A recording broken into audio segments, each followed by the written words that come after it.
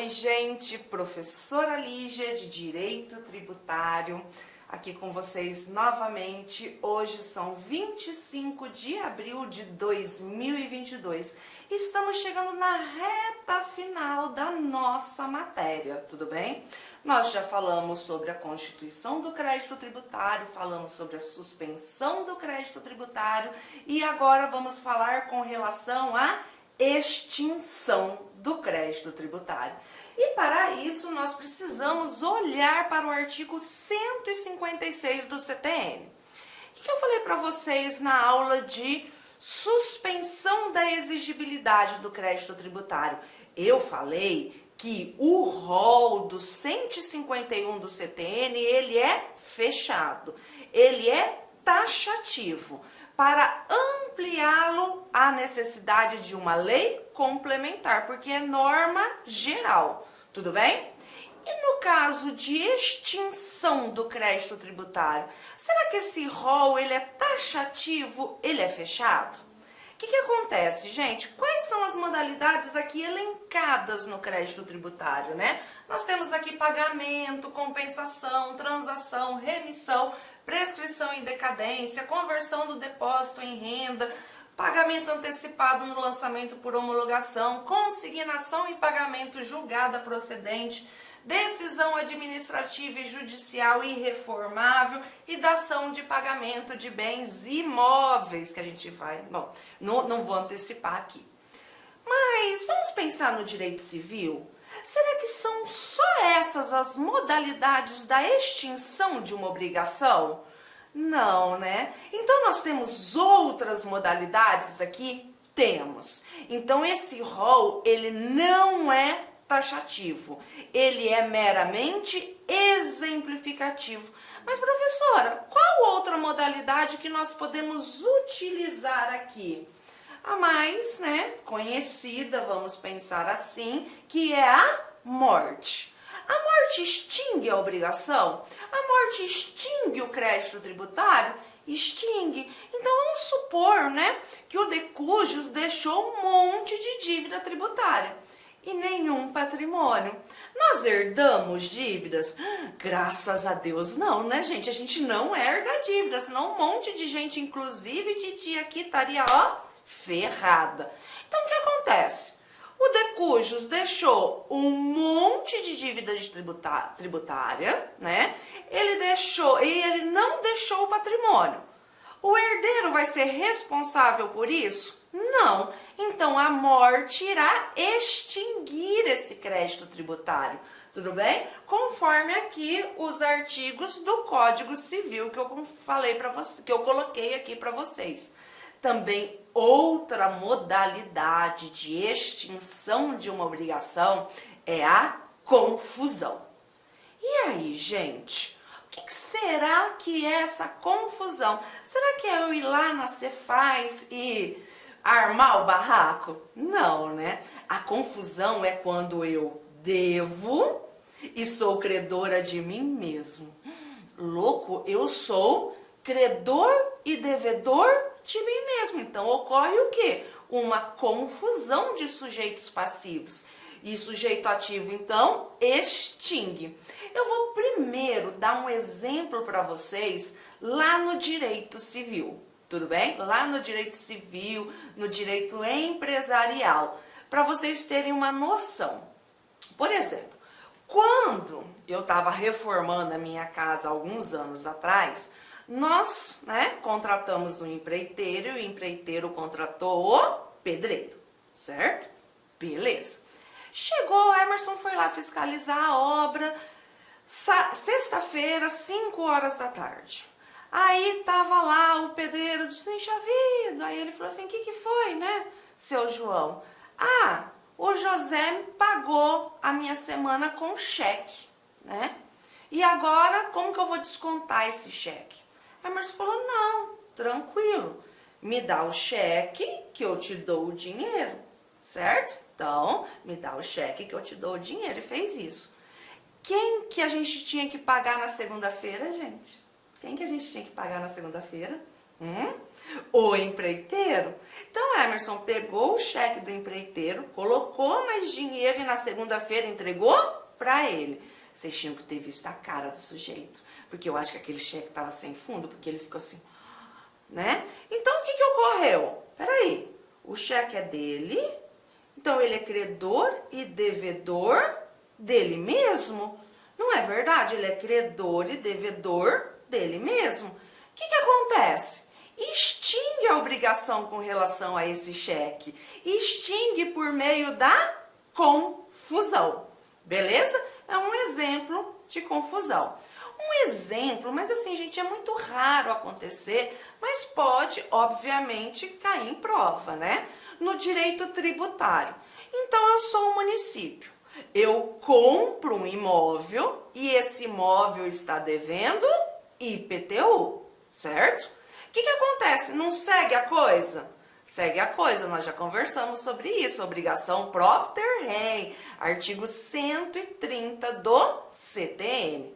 Beleza, ao município adquirir um imóvel que está cheio de IPTU, o que acontece, gente? A gente vai falar em imunidade? Não, né? Até porque não existe imunidade superveniente, nós já conversamos sobre isso também. O município não vai ser credor e devedor dele mesmo? Vai. Então, extingue a obrigação, extingue o crédito tributário por meio da confusão. Beleza? Então, vamos adentrar especificamente em cada modalidade elencada lá no artigo 156 do CTN. A primeira modalidade, né, é o pagamento, não é verdade? Tô devendo, vou lá e pago, acabou. Beleza? Aí tá tudo certinho. O que acontece é que a gente tem que observar as peculiaridades. Lembrando, crianças, que o CTN, ele tem uma certa idade, né? Ele é de 1966. Então, ele tá velhinho, não é verdade? Idoso. Então, o que acontece? Existem muitos dispositivos aqui que, na prática, nós não utilizamos mais. Então, dificilmente a gente consegue visualizar na prática. Mas cai em concurso? Cai.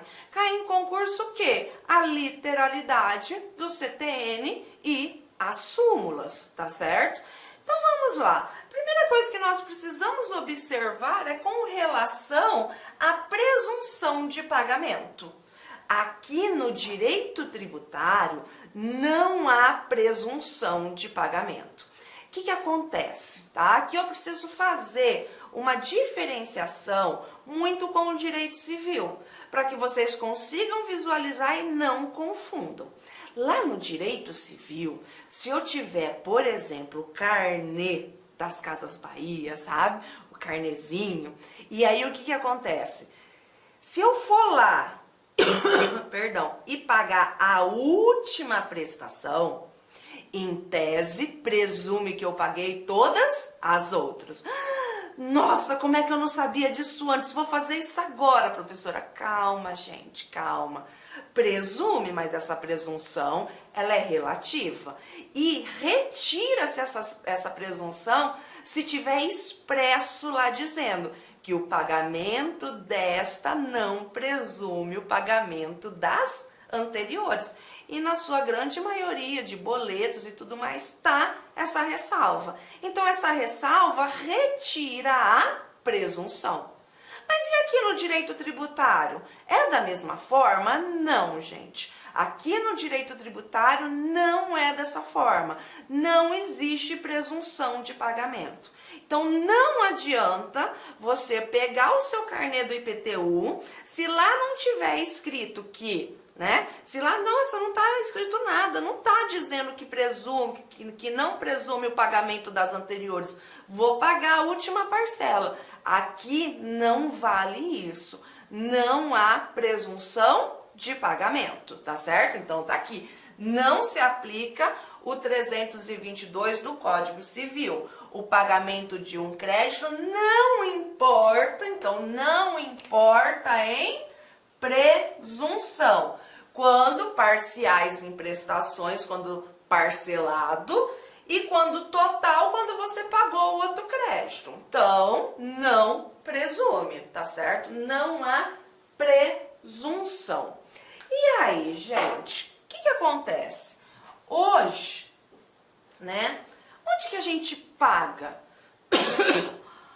o nosso tributo?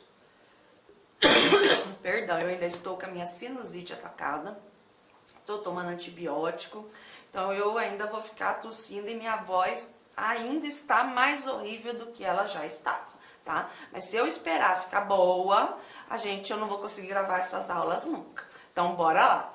Como que a gente paga hoje, né? Como que a gente paga? Regra geral, né? Usualmente falando, nem é regra geral, usualmente falando, a gente paga no banco. E atualmente a gente nem precisa ir no banco, não é verdade? A gente paga tudo aqui pela internet, pelo computador, pelo aplicativo do celular e assim por diante. Vem lá o código de barra. Mas e aí, gente? E se não vier o código de barra, se não vier o local do pagamento, onde será? Salvo disposição em lei em contrária, quando a lei não dispuser, no domicílio do sujeito passivo. Então, se não vier indicando onde que é o local do pagamento, será no domicílio do sujeito passivo. Lá que eu mostrei para vocês, né, quando nós estávamos falando com relação ao domicílio tributário, lá na matéria de obrigação tributária, artigo 127 do CTN, tá bom? Mas e aí, professora, né? Outra coisa é que costuma vir também o prazo para pagamento. Então tá lá, vem lá o prazo para você pagar no boleto, no DARF, tudo certinho, vem o prazo para pagamento. E se não vier esse prazo? Se não vier e a legislação não dispuser o contrário, o prazo será de 30 dias, tá? 30 dias. Gravem esse prazo, coloquem aí 30 dias, porque dificilmente a gente tem esses prazos no CTN. Então, muitas vezes as provas cobram isso, tá certo? E aí, pode, se eu pagar antes, pode ter um desconto? Pode, se a lei assim dispuser, pode ter desconto. E aí, dá um exemplo para mim. Aqui nós temos o artigo 47G da lei do ICMS do estado de Mato Grosso, que fala o seguinte: escuta, você recebeu um auto de infração, você quer pagar ele dentro de 30 dias, tudinho, bonitinho, paga que eu te dou um desconto de 60% do crédito tributário? Não, né, gente? Dá multa, tudo bem? Dá multa. Então, aqui está um exemplo do ICMS do estado de Mato Grosso para vocês. E aí nós temos efeitos da mora, não é verdade? Então, se eu não pago o meu tributo, o que acontece? Eu vou ter efeitos da mora. Quais sejam? Juro, multa, não é verdade? E correção monetária. Então, vamos pensar, multa. O que é multa? Multa é sanção, multa é pena. Então, se você não pagar o tributo, você vai receber uma multa, que é uma pena por você não ter pago. O que são juros? Juro é como se fosse o pagamento por você utilizar um dinheiro que não é seu. Então, imagine o seguinte, você vai lá pegar um dinheiro emprestado no banco. Você não tem que pagar juros? É o, entre aspas, o aluguel do dinheiro. Entre aspas, tá, gente? É o aluguel do dinheiro. Pois bem, se você tinha que pagar o tributo e você não pagou, esse dinheiro não é seu. Você está utilizando um dinheiro que é do fisco. Então, você precisa pagar um aluguel por esse dinheiro, que são os juros. Tudo bem? E a correção monetária? A correção monetária, gente, é para atualizar, tudo bem? Para atualizar o valor real da moeda, conforme a inflação. Tudo bem? Então, são esses 3 efeitos da mora. Beleza. O que fala aqui, gente? O que que fala o CTN? Que seja qual for o motivo do seu não pagamento, vai incidir responsabilidade objetiva, não é mesmo? Nesse sentido, se a norma não dispuser nenhum outro juros em contrário, ele será de 1% ao mês, tá? Se não dispuser, se a norma não dispuser em contrário, será de 1% ao mês. Beleza. Na esfera federal, nós temos o quê? Nós temos uma lei específica que contraria isso aqui, não tem problema nenhum. Lá na esfera federal é utilizada a taxa Selic. O que é a taxa Selic? Ela nada mais é do que juros e correção monetária juntos. Tudo bem? Basicamente é isso. Então, na esfera federal, como tem norma específica, Selic. Já, regrona geral, 1%. E aí, o que acontece na repetição de indébito? Na repetição de indébito, conforme aqui a súmula 523 do STJ. A União, se eu não pago tributo, taxa Selic. Se eu tiver que repetir, se eu paguei um tributo indevidamente para a União e tiver que repetir, pedir de volta, vai ter que ter juros e tudo mais? Vai. Qual a taxa? Selic. Tem que corresponder, vocês estão entendendo? Se é 1%, para devolver 1%. E assim por diante. Aqui eu trouxe para vocês a norma do estado de Mato Grosso, para vocês darem uma olhada com relação a isso, tá bom? Aqui é o IGPDI da Fundação Getúlio Vargas. Depois, na hora que vocês forem estudar, leiam aqui para vocês observarem como que é aqui no estado de Mato Grosso. Beleza, mas sabe de uma coisa que impede o efeito da mora? Sabe o que é? A consulta. Isso, a consulta. Ó, o disposto neste artigo não se aplica na pendência de consulta formulada pelo devedor dentro do prazo legal para pagamento do crédito. Então, o que acontece com essa consulta? Ela impede os efeitos da mora.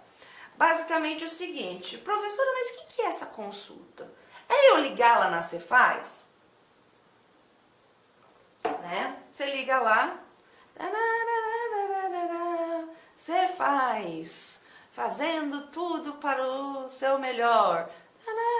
Você é a 45ª pessoa a ser atendida.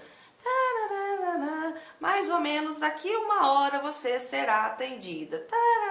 Você larga o telefone lá no Viva Voz e vai fazer suas outras coisas. Passada essa 1 hora, você vai lá, porra do telefone, cai a linha. Tô brincando.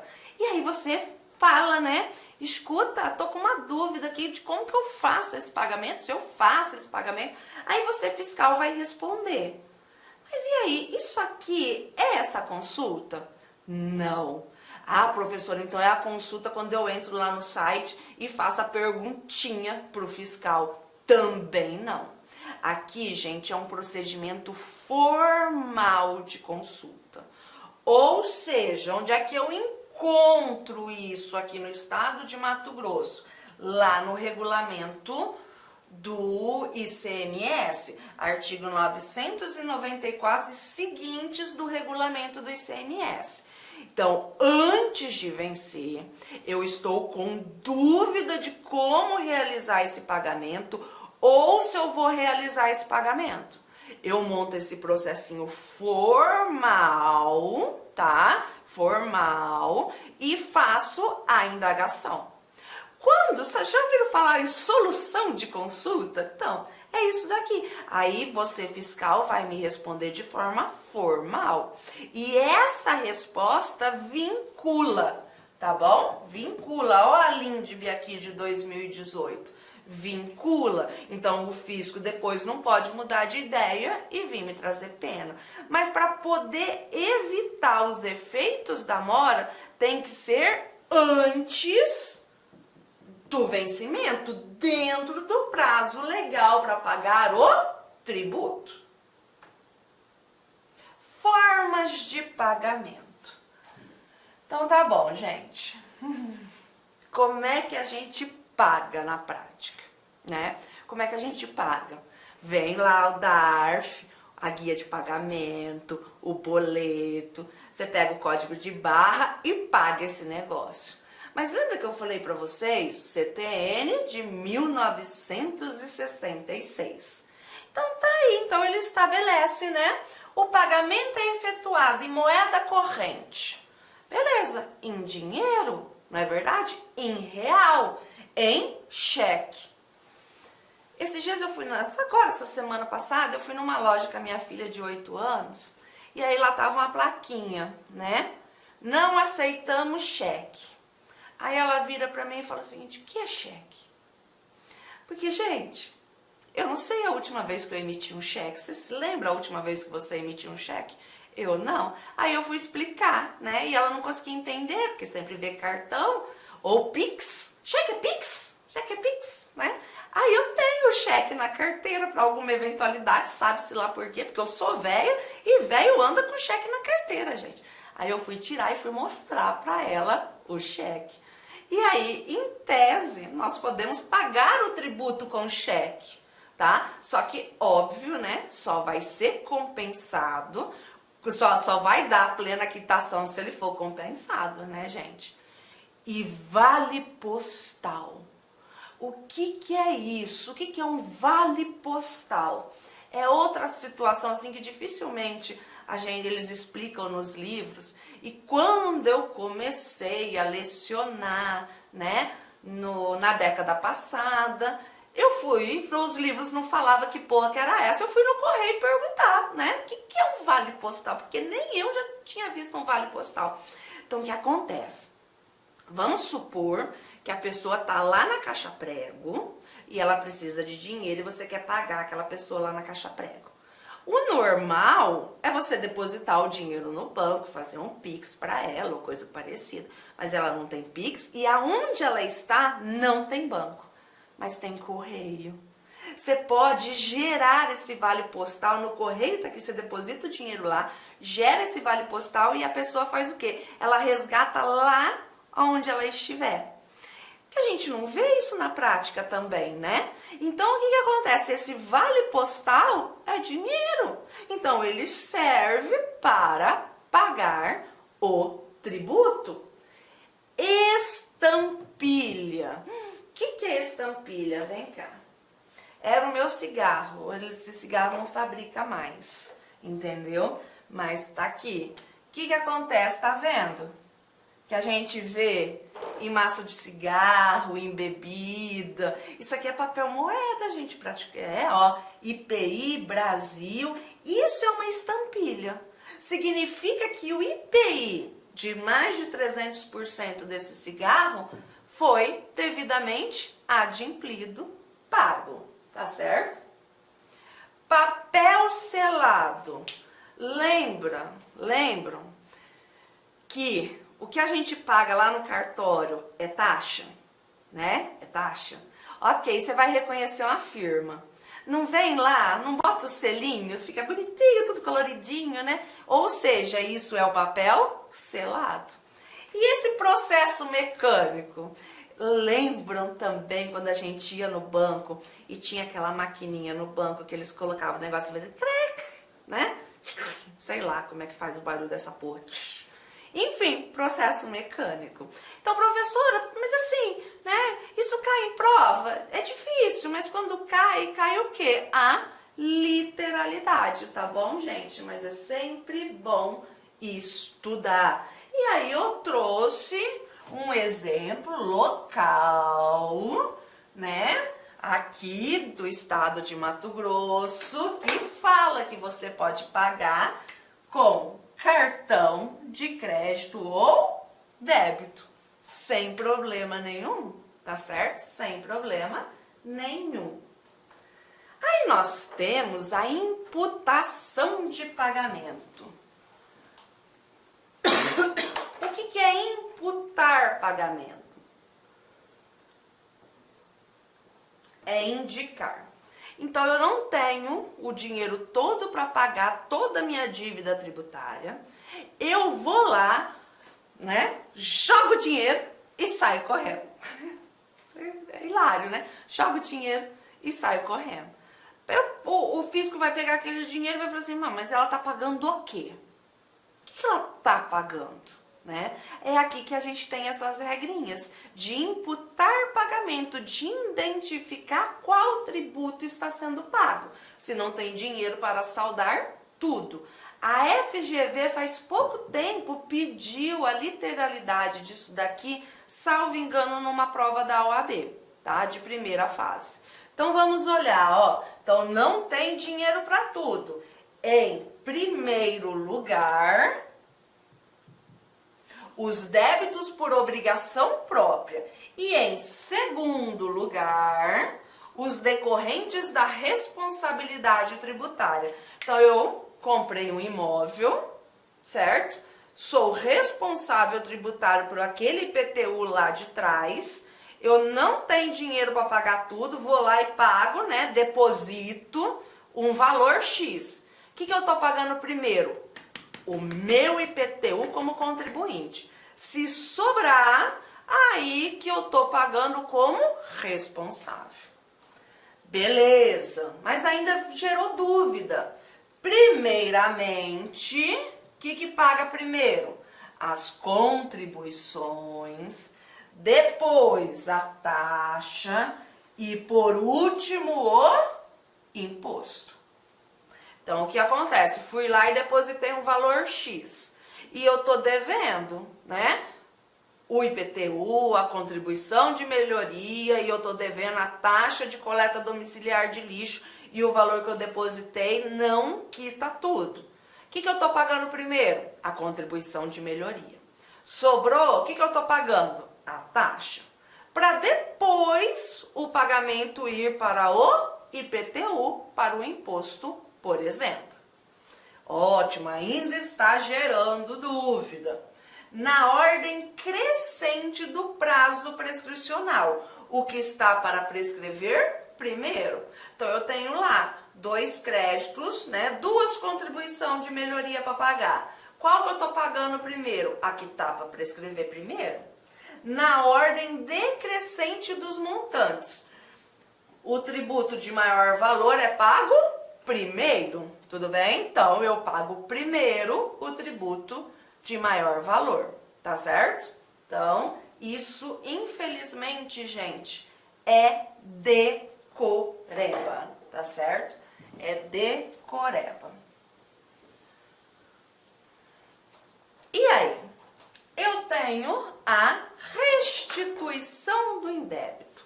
A possibilidade de restituir o indébito. Então, eu tinha, né? O fisco me cobrou um tributo. Eu paguei esse tributo. Depois eu descubro que eu não tinha que pagar esse tributo. Vocês estão entendendo? Eu descubro que eu não tinha que pagar esse tributo. Aí o que eu vou fazer? Eu vou entrar com a repetição de indébito.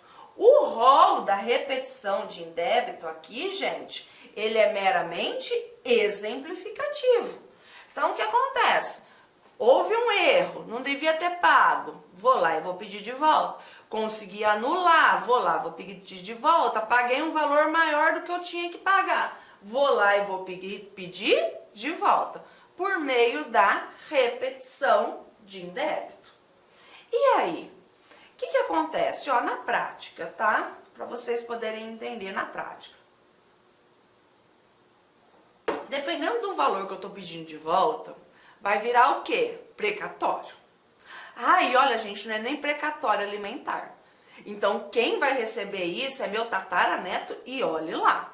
Então, quando eu faço uma ação de repetição de indébito, eu peço para repetir o indébito, mas que aquele valor seja utilizado para compensar contributos que eu estou devendo com tributos que irão vencer. Então, é isso que a súmula 461 fala, que o contribuinte pode optar por receber a repetição de indébito por meio de precatório ou por meio de compensação, tá certo? Os estados, a 447, a súmula 447 do STJ. O Estado e o Distrito Federal são partes legítimas na repetição de indébito do imposto de renda de seus servidores. Então, o que acontece, gente? O que fala o artigo 157, inciso 1º e 158, inciso 1º da Constituição Federal? Fala o seguinte: Estado, você tem o seu servidor do Estado, que é o que vai acontecer com você, que você vai passar no concurso da Cefaz. Quem vai reter o seu imposto de renda vai ser o Estado de Mato Grosso. Ele não vai repassar para a União, ele vai ficar com esse dinheiro, vocês estão entendendo?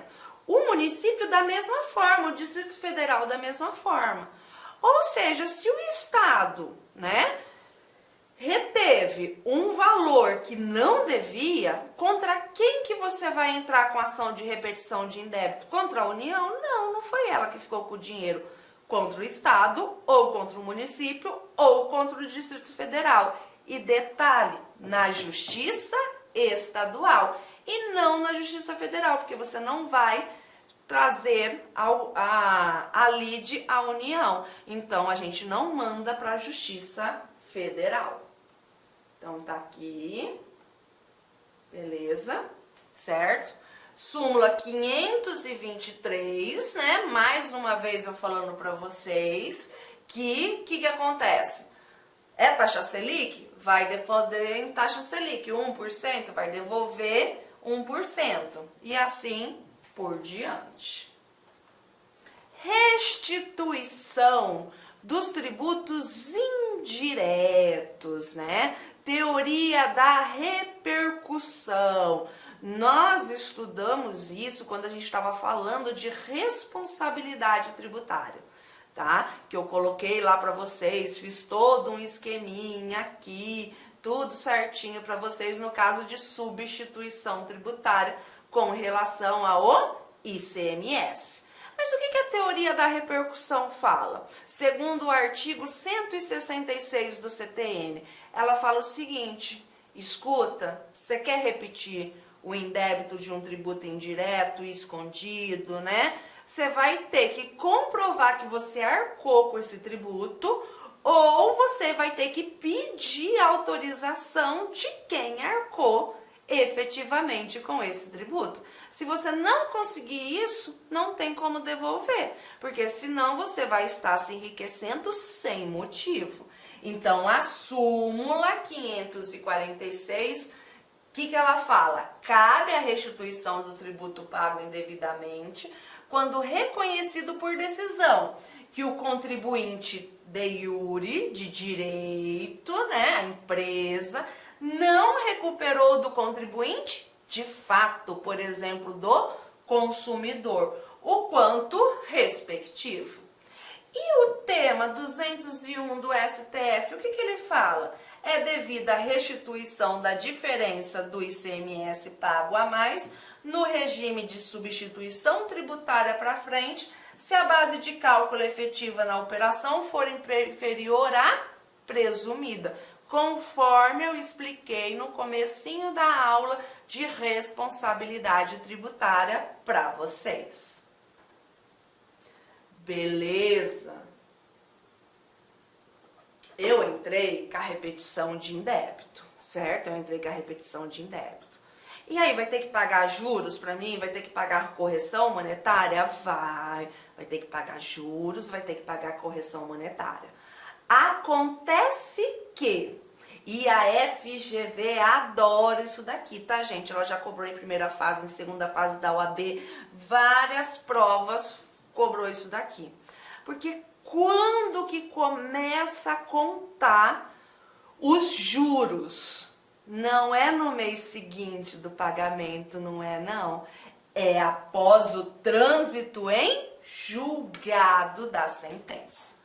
É após o trânsito em julgado da sentença. Súmula 188 do STJ, junto com o parágrafo único do 167 do CTN.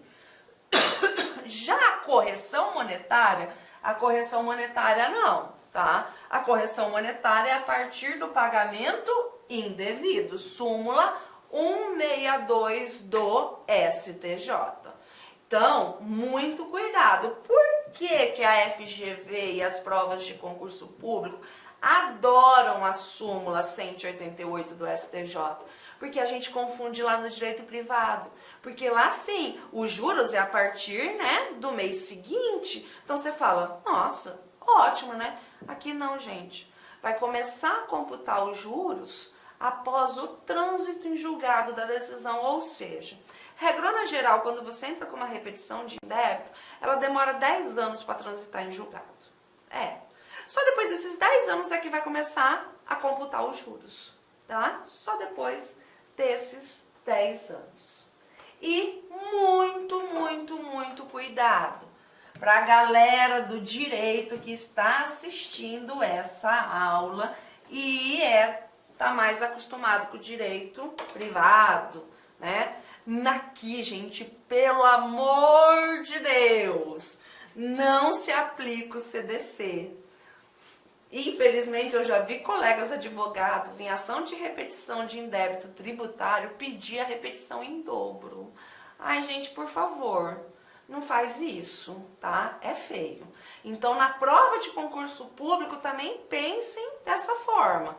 Não tem que repetir em dobro o crédito tributário pago, que não precisava ser pago. Tudo bem? Então, não se aplica o CDC, por favor. A nossa segunda modalidade é a compensação. Então, o que acontece? Eu te devo 10, você me deve 10, compensa-se automaticamente. Essa compensação aqui, gente, não é a compensação de crédito e débito do ICMS, do IPI, não é esse tipo de compensação da não cumulatividade, do princípio da não cumulatividade, tá? Aqui é assim, ó, devo 10 pro fisco, o fisco me deve. Compensa-se automaticamente? Não. Não compensa-se automaticamente aqui no direito tributário. Tem que existir uma lei autorizando essa compensação. Então, muito cuidado, que é diferente do direito privado. Aqui, ó, a lei pode, nas condições e sobre as garantias que estipular, né, autorizar a compensação de créditos vencidos ou vencidos.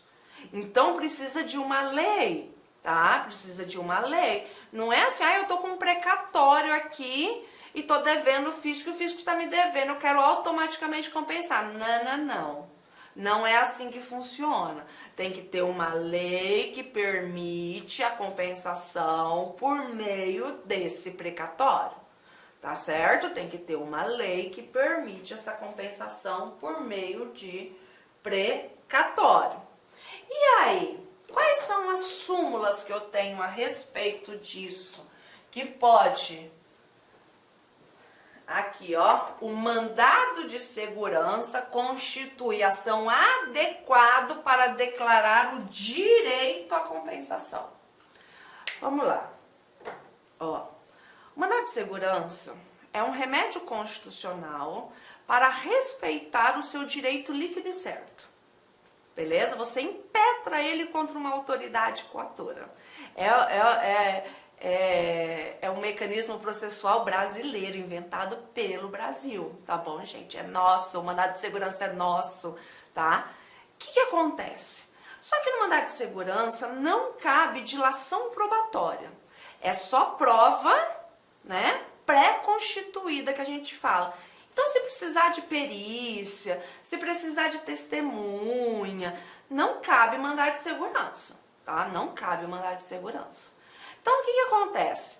Você pode pedir para declarar o direito que você tem a compensar. Então, você vai pedir para o juiz o seguinte: excelência, ó, a lei do estado de Mato Grosso fala isso, diz que eu posso compensar, mas a autoridade coatora X falou que eu não posso, ponto. Manda ela compensar, fala que eu tenho direito à compensação, ponto. Ok? Agora eu já não posso fazer assim, gente, eu não posso fazer assim. Excelência, ó, eu tenho direito de compensar 100 mil reais. Eu fui lá para a esfera administrativa, eles não deixaram eu compensar. Manda eles compensarem 100 mil reais? Não pode. Porque para chegar nesse valor de 100 mil reais, precisa de dilação probatória. Você está entendendo? Precisa de prova pericial, por exemplo, e no mandado de segurança não pode. Então, o que é permitido, conforme a súmula 213, é o quê? É declarar o direito a essa compensação e não o quanto correspondente, tá bom? Olha a outra súmula, 460. É incabível o mandado de segurança para convalidar a compensação. Então, assim, eu não posso utilizar o mandado de segurança para convalidar uma compensação.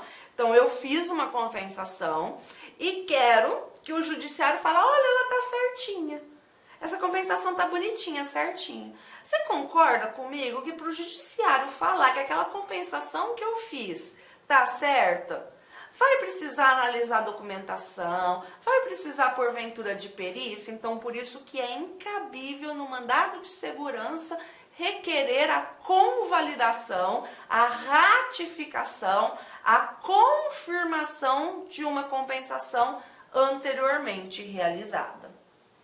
A regra de imputação de pagamento não se aplica às hipóteses de compensação tributária. Então, sabe aquela imputação de pagamento que a gente falou agora há pouco, né? Eu não falei para vocês que tem lá no Código Civil? Então, esse Código Civil não vai se aplicar aqui para compensação do direito tributário. A compensação de crédito tributário não pode ser deferida em ação cautelar ou por meio de medida liminar ou antecipatória. A gente está com um pequeno problema com isso, com relação a isso.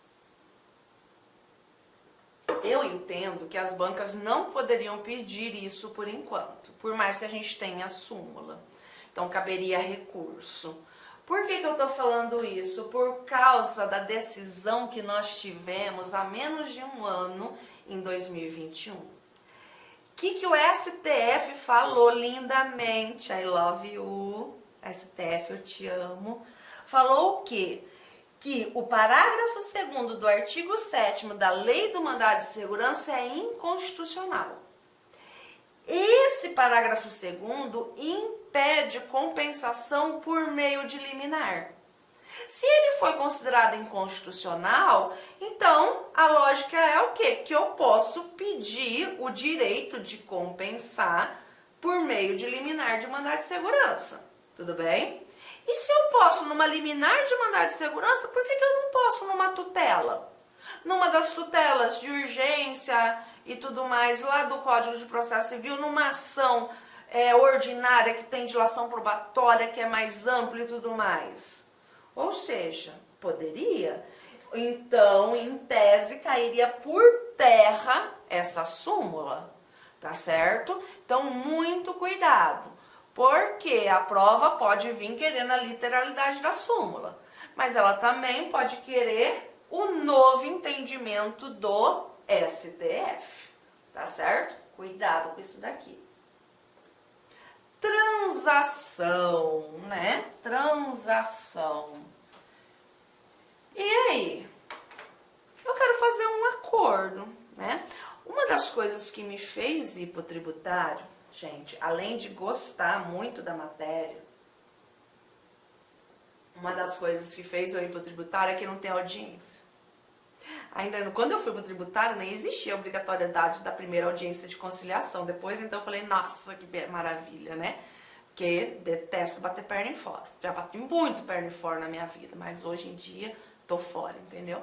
Então, o que acontece? No direito privado, né, a primeira audiência que tem é a de conciliação. Então, vamos lá fazer uma conciliação, uma transação. E aí? Aqui no direito tributário é assim? Vamos ali para a audiência. O procurador vai poder, do jeito da cabeça dele, dar desconto ou coisa parecida para chegar a uma transação? Não. Há necessidade de uma lei. Lembra, tudo aqui precisa de lei, né? A lei pode facultar a condições que está o sujeito ativo e passivo da obrigação celebrar transação mediante concessões mútuas, importe em determinação de litígio. Ou seja, essa transação aqui não é para ser feita na esfera extrajudicial, e sim na esfera judicial, nas execuções fiscais e assim por diante. Mas eu preciso de uma lei, trazendo os requisitos, trazendo quem é a autoridade administrativa que vai ser o procurador, tá? Que vai poder negociar, fazer essa transação conforme a lei. Aí nós temos a remissão, né, gente? Nós temos a remissão. Não tem essa trena aqui. Foi com Ctrl+C, Ctrl+V e eu esqueci de tirar a trena. E aí nós vamos falar com relação à remissão. O que acontece com relação à remissão? Nós já estudamos, Nós estudamos lá na aula depois de imunidade, isenção, não é verdade? A anistia e a remissão. Lembram? Remissão com 2 S é perdão. Remissão com C cedilha, pagamento. Vocês estão entendendo? Remissão com C cedilha, pagamento. Olha que interessante. Se por um acaso tiver uma segunda fase, tá, no concurso, e for permitido utilizar lei seca, o 156 traz lá, inciso 1º, pagamento. Inciso 4º, remissão com 2 S. Isso daí você já observa, né, que é perdão. Por quê? Porque vai ser pagamento e pagamento. Vai chover no molhado, vai entrar para dentro, vai sair para fora. Vocês estão entendendo? Então, aquilo ali você já consegue ter essa noção, se numa segunda fase você puder usar o vadimécum. Então tá lá, perdão, não é verdade? Perdão do crédito tributário. Depois dele devidamente constituído, porque se for antes e com relação só à infração, anistia, né? Exclusão do crédito tributário. Já a remissão é extinção do crédito. O crédito já foi constituído. Há necessidade de uma lei do ente competente para trazer como funcionará essa remissão. E essa remissão pode ser total ou parcial. Ela pode falar que ela é do tributo, X% do tributo, ou apenas da multa, X% da multa e juros, e assim por diante. Então, aqui abrange o tributo mais e ou a infração. Tudo bem? Pode ser total, parcial, precisa de lei e não gera direito adquirido, conforme nós já estudamos. Gente, agora vamos estudar algo que despenca nas provas. Prescrição e decadência, ou melhor, decadência e prescrição. O que acontece? Primeiro de tudo, nós precisamos estudar a diferença desse instituto. O que é a decadência? O que é a prescrição, né? Isso gera muita dúvida. Então, vamos lá. Decadência é a perda de um direito previsto em lei. Isso mesmo, é a perda de um direito potestativo previsto em lei. Já a prescrição é a perda da pretensão. Violado um direito, eu tenho a pretensão de cobrá-lo. Isso é prescrição, tudo bem? É a perda dessa pretensão.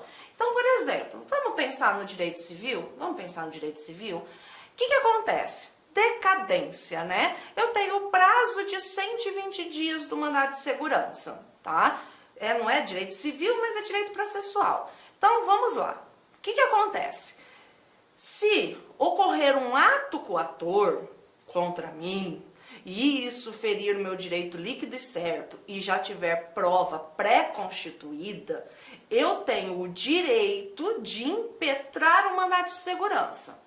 Esse meu direito de impetrar o mandado de segurança tem um prazo de 120 dias, beleza? E detalhe, regra geral, o prazo decadencial, ele não se interrompe e ele não se suspende. Então, por exemplo, se o meu prazo de 120 dias cair no sábado, ele não vai para segunda-feira, ele não vai para o próximo dia útil. Eu tenho que impetrá-lo na sexta-feira, porque ele não se interrompe e não se suspende. Tudo bem? Beleza até aqui? Então, isso é um prazo decadencial. Mas, professora, perdi esse prazo. Não posso mais recorrer na justiça? Pode. Só que você não pode impetrar o mandado de segurança. Você vai ter que entrar com uma ação anulatória, com uma ação declaratória, com uma ação ordinária, tá certo? E com relação à prescrição?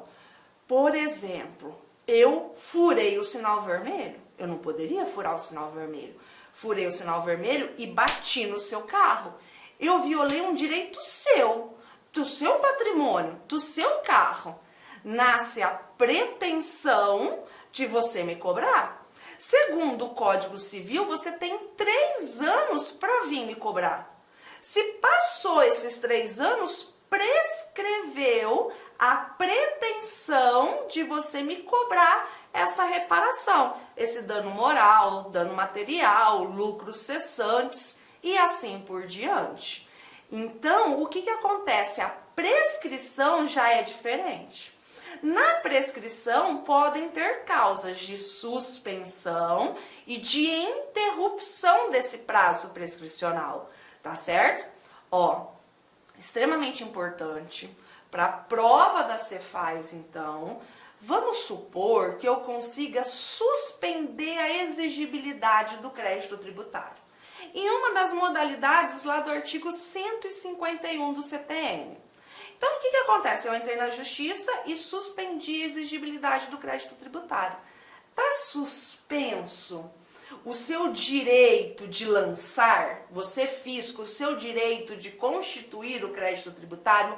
Não. Então, se tiver suspensa a exigibilidade do crédito tributário e não houve ainda o lançamento, você tem que lançar, sob pena de decadência. Por quê? Porque a decadência não se suspende, a decadência não se interrompe, tá certo? A suspensão vale para quê? Para suspender o prazo prescricional, depois do crédito já ter sido definitivamente constituído, tá certo? Então, as modalidades de suspensão suspendem o prazo prescricional e não o prazo decadencial. Então, mais uma vez falando, a decadência, então, é a perda de um prazo previsto, de um direito meu previsto em lei, certo? Vem cá, eu sou o fisco, você realizou o fato gerador, eu tenho o poder, dever, o direito de lançar, e eu tenho o prazo, regrona geral, de 5 anos para realizar esse lançamento. Vocês estão entendendo? Sob pena de decadência. Agora, o fisco lançou tudo bonitinho, certinho, constituiu o crédito tributário. E eu não paguei. Agora o fisco tem 5 anos para me cobrar. Tá certo? Então é diferente. Decadência é a perda de um direito previsto em lei. A prescrição é a perda da pretensão. Tá certo? É a perda da pretensão. Regrona geral, os nossos prazos são de 5 anos. E para trazer prescrição, qual é a norma adequada, a norma correta? É a lei complementar conforme o artigo 146 do CTN. Ou seja, lei ordinária, Lei ordinária não pode trazer prescrição e decadência na matéria tributária. Há necessidade de uma lei complementar, uma norma geral, uma norma nacional, tá? Tanto é que uma das súmulas vinculantes que primeiro foi publicada aqui foi a súmula vinculante número 8, que falou o quê? Que o prazo de 10 anos de prescrição estabelecida na Lei 8.212, aqui ó, na 8.212, por exemplo, inconstitucional. Por quê? Mera lei ordinária, tá certo? Mera lei ordinária. Então, regra geral, 5 anos. O problema, gente, é a contagem desse prazo. O problema é o início da contagem desse prazo decadencial. Então, vamos olhar para o artigo 173 do CTN. Olha o que ele fala, ó. Deixa eu mudar aqui de caneta. O direito de a Fazenda Pública constituir, ou seja, lançar o crédito tributário, extingue-se após 5 anos. Então, tá vendo que o CTN fala que é um direito do fisco lançar? E ele tem esse prazo de 5 anos, tá certo? Só que o X da questão é a contagem desse prazo. Quando que se inicia a contagem desse prazo? O inciso 1º fala o quê? Que inicia a contagem do prazo decadencial no primeiro dia do exercício financeiro. Por favor, gente, aqui não tem nada a ver com o princípio da anterioridade, tá certo? Não tem nada a ver, tá? Aqui é o início do prazo decadencial. Então, vamos lá. Vamos para os exemplos.